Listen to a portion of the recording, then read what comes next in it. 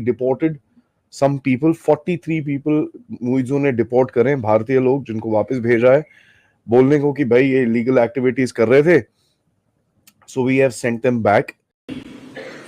उसी एक शिष्य भाव से यहां आपके सामने उपस्थित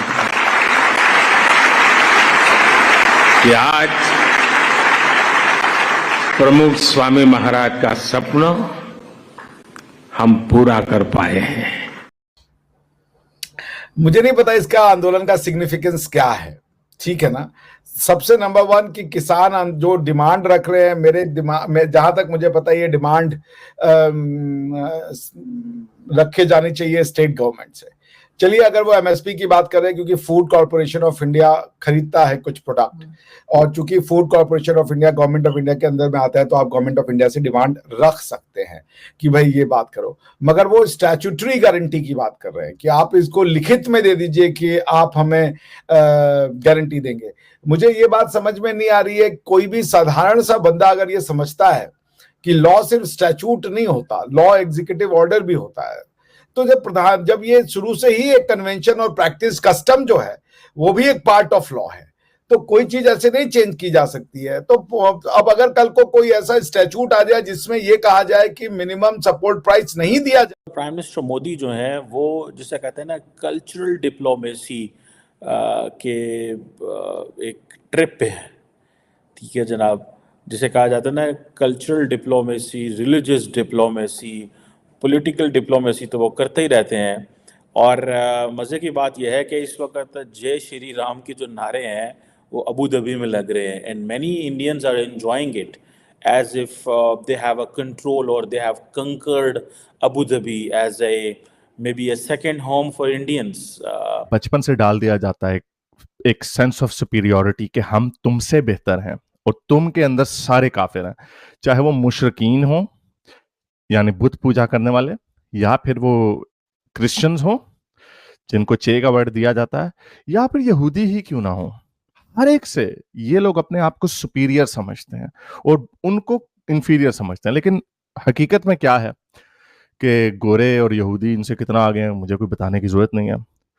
हिंदूज उनको भी नफरत की नज़र से देखते हैं, कमतरी की नज़र से देखते हैं, लेकिन इंडिया किधर जा रहा है वो भी अब सबके सामने है।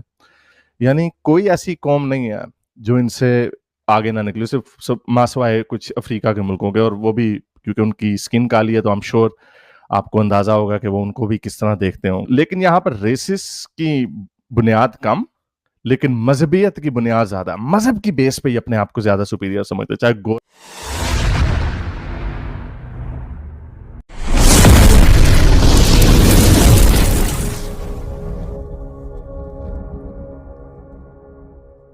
का भी इस टाइम शक नजर आ रहा है कि खुले तौर पर कह रहे हैं कि जी हमें तो और किसी से मतलब नहीं है, हम तो खालिस्तान चाहते हैं। लेकिन उन्होंने जिस तरीके की डिमांड्स रखी हैं कि C2+50 फार्मूला, जिसके अंदर जितनी भी पीजेंट से जितनी भी एग्रीकल्चर में इन्वेस्टमेंट है उसका कम से कम 50% रिटर्न दोगे ही दोगे, चाहे कुछ भी हो जाए। अब उसमें महंगाई कहाँ जाएगी पता नहीं। 10,000 में महीने की पेंशन आपको बांधनी ही पड़ेगी 58+ ओल्ड ईयर वाले बंदों के लिए। 700, अच्छा मनरेगा के दिन जो है वो 200 दिन करो, 100 की जगह कितने 200 दिन, और 200 दिन के साथ 700 रुपए पर डे की फिक्स सैलरी करो। गए दिल्ली और दिल्ली के बॉर्डर्स पे, और वहां पे पुलिस की बैरिकेडिंग है और किसान अंदर घुसने की कोशिश कर रहे हैं और कई सारी चीजें चल रही हैं। डेमोक्रेसी है, सबका अधिकार है, सबका अधिकार है प्रोटेस्ट करने का, असेंबली का। तो ये जो किसान हैं ये कुछ गलत नहीं कर रहे थे, ठीक है, पुलिस रोक रही है क्योंकि पिछली बार काफी गड़बड़ हुआ था, राइट। ये कुछ इमेजेस हैं और मैं चाहता हूं जो लोग हमें सुन रहे हैं, जो देख रहे हैं वो इमेजेस देख सकते हैं, जो सुन रहे हैं उनको पता ही है किस तरीके से वो ट्रैक्टर चढ़ाया गया और तिरंगे को नीचे उतारा गया और झंडा ऊपर लगाया गया, दुनिया भर की चीजें तोड़ फोड़ हुई। फिक्स अमाउंट करो ताकि मनरेगा जो है वो वहां पर हो। अब उसके बाद तीसरी बात इन्होंने ये कही है कि मनरेगा के बाद के क्या नाम है, WTO से बाहर निकलो। अब आप सोचकर देखिए WTO से बाहर निकलना, उसके बाद कई और चीजें हैं जो कि धीरे धीरे आगे कवर होती चली जाएंगी। लेकिन मेरा ऐसा मानना ये है कि ये 2-3 डिमांड्स ऐसी हैं जिनको अगर मान लिया देख लिया जाए। अच्छा मजे की बात ये, इनमें से कोई भी ना तो टेक्नोलॉजी की बात कर रहा, ना डेवलपमेंट की बात कर रहा, ना उसमें रिसर्च एंड इन्वेंशन की बात कर रहा, ना हाई ब्रीडिंग जो क्रॉप्स हैं, हाई यील्डिंग क्रॉप्स जो हैं उनकी बात कर रहा, कोई कुछ नहीं कर रहा। उन्हें तो कह रहा है हम, ऐसा लग रहा, अच्छा ट्राइबल राइट्स को बीच में ले आए हैं।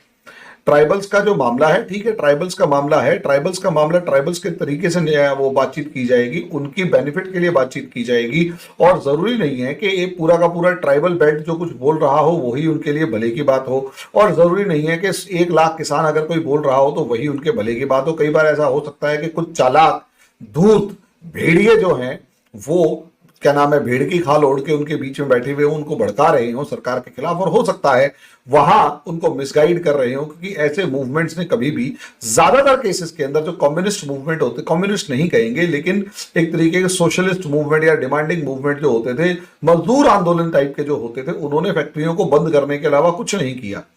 कानपुर जो किसी टाइम पर टेक्सटाइल हब होता था, मैनचेस्टर ऑफ द ईस्ट कहलाता था, आज के दिन वहां की कपड़ा मिले इन मजदूर यूनियनों ने और उनके घटिया थर्ड क्लास नेताओं ने, जलील जो कहते हैं ना भेड़िया टाइप के नेताओं ने, वो मजदूर यूनियनों की चक्कर के, यूनियन बाजी के चक्कर में, नेतागिरी के चक्कर में, खुद तो वो जाके हो सकता है संसद के अंदर बैठ गए हो, लेकिन उन फैक्ट्रियों को बंद करवा दिया। और आज के दिन बहुत सारे ऐसे नॉर्थ इंडिया के अंदर शहर है जहां पर, जिसे कहते हैं ना, इंडस्ट्रीज बिल्कुल बंद हो गई क्योंकि यूनियन जिंदाबाद थी।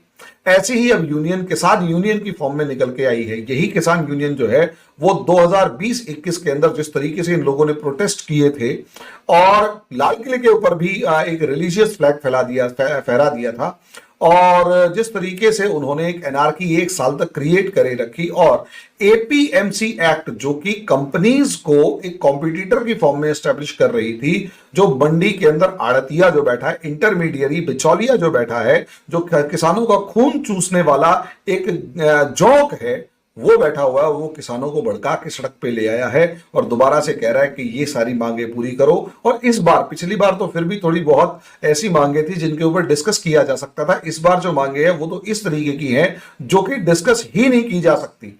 WTO से बाहर निकलने का मतलब यह है कि आपकी पूरा इंडस्ट्रियल जो बेस है वो खत्म करने की तैयारी कर रही है। WTO से बाहर निकलने का क्या मतलब है? इनमें से 90% किसानों को यह भी नहीं पता होगा कि WTO है क्या, 99% को नहीं पता होगा WTO क्या है।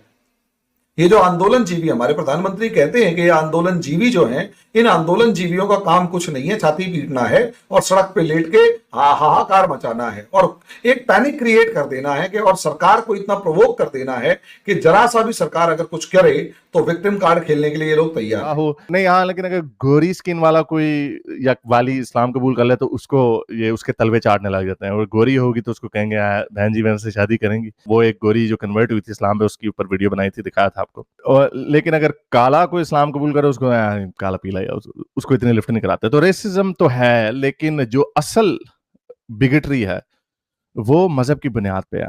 और हकीकत में मैंने जैसे आपको बताया, इनकी अपनी कोई स्टैंडिंग कोई नहीं है। बस ये इसराइल के झंडे के ऊपर पैर रख देंगे, इंडिया के झंडे को जला देंगे, पुतले जला देंगे, और इसके अलावा इनके पास और कोई कुछ भी नहीं है। और अंदर से अपने आप को थपकी देने के लिए हम बड़ी जबरदस्त कौम है। कोई इनकी इज्जत नहीं करता, कोई हकीकत इसकी बिल्कुल बरअक्स है, मेरे कहने की जरूरत नहीं है।